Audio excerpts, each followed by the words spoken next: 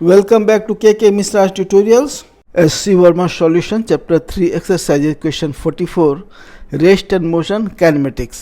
एक cricket stadium के gallery के बेंचेस 1 मीटर वाइड और 1 मीटर हाई हैं।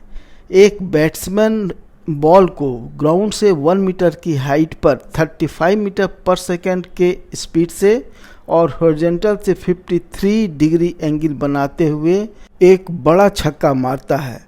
बेंचेज प्लेन ऑफ मोशन के परपेंडिकुलर हैं तथा पहला बेंच बैट्समैन से 110 मीटर की दूरी पर है।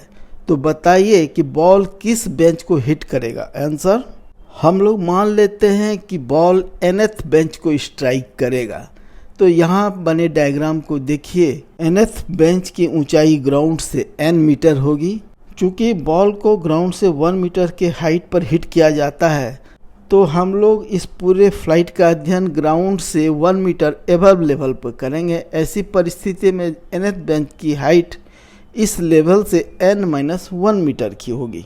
चूँकि प्रत्येक बेंच 1 मीटर वाइड है और पहला बेंच बैट्समैन से 110 मीटर की दूरी पर है, अतः बॉल के स्ट्राइक किए जाने वाले पॉइंट से nth बेंच का डिस्टेंस होगा 110 प्लस n मीटर। अब हम लोग बॉल के वर्टिकल मोशन को कंसीडर करें। हमारे पास क्या डाटा है। इनिशियल वेलोसिटी अपर डायरेक्शन में है u equal to 35 sine 53 degree, यानी जो स्पीड है बॉल का उसका वर्टिकल कंपोनेंट इतना metre per second. Acceleration due to gravity g equal to 9.8 metre per second square, जो कि डाउनवर्ड डायरेक्शन में है। और हाइट कवर्ड इसका कितना हुआ, तो फाइनल और इनिशियल लेवल का डिफरेंस यानी height equal to h equal to n-1 metre. मान लेते हैं कि टाइम ऑफ फ्लाइट t है, तो equation ut minus half gt square से हमें मिलता है n-1 equal to 35 sine 53 degree into t minus half into 9.8 t square, that is 4.9 t square minus 27.95 t plus under bracket n-1 equal to 0। इसे अगर हम लोग क्वाड्रेटिक इक्वेशन से solve करते हैं तो हमें मिलता है t equal to 27.95 plus minus under root under bracket 27.95 का square minus 4 into 4.9 into under bracket n-1 whole divided by 9.8।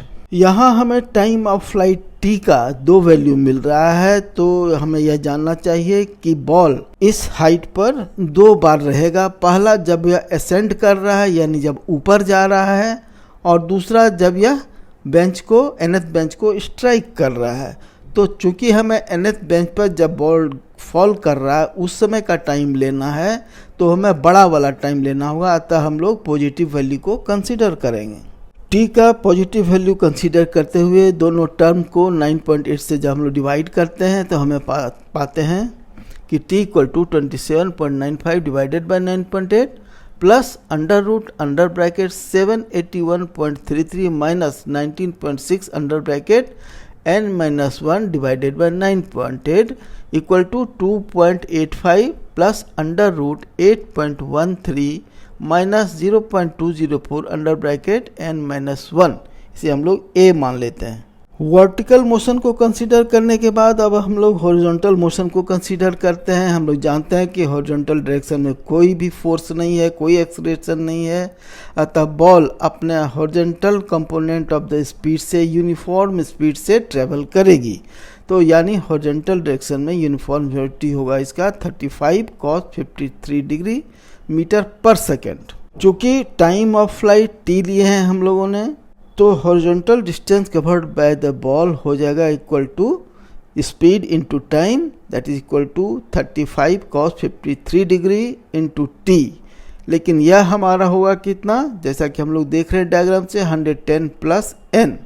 अब इसमें टाइम ऑफ फ्लाइट t का वैल्यू हम लोग ऊपर में जो निकाले हैं a में, उसे यहाँ पुट कर देते हैं तो हमें मिलता है 21.06 into under bracket 2.85 plus under root under bracket 8.13 minus 0.204 under bracket n-1 equal to 110 plus n, that is equal to 60.02 plus 21.06 under root under bracket 8.13 minus 0.204 under bracket n minus 1 equal to 110 plus n, that is 21.06 under bracket 8.13 minus 0.204 under bracket n minus 1 equal to 49.98 plus n।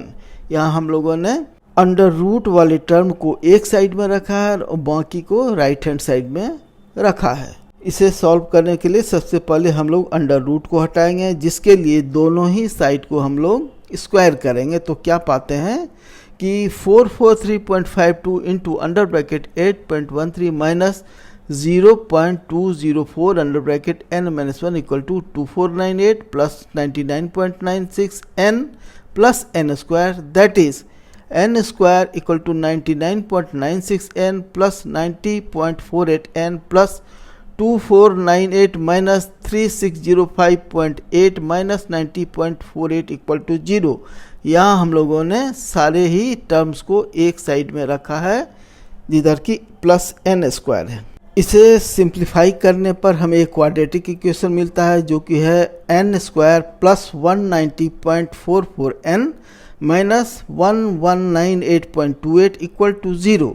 इसे हम लोग general quadratic equation के solution से अगर solve करते हैं और सिर्फ n का पॉजिटिव वैल्यू लगते हैं, क्योंकि n का सिर्फ पॉजिटिव वैल्यू होगा, यह नंबर ऑफ बेंचेज है, तो हमें n का वैल्यू आता है लगभग 6। तो हमारा आंसर हुआ कि बॉल 6th बेंच को हिट करेगा। यही हमारे इस प्रॉब्लम का आंसर होगा। वीडियो सॉल्यूशन देखने के लिए धन्यवाद। कृपया वीडियो को लाइक और शेयर करें तथा इस चैनल को सब्सक्राइब करें। धन्यवाद। Thank you. Visit again.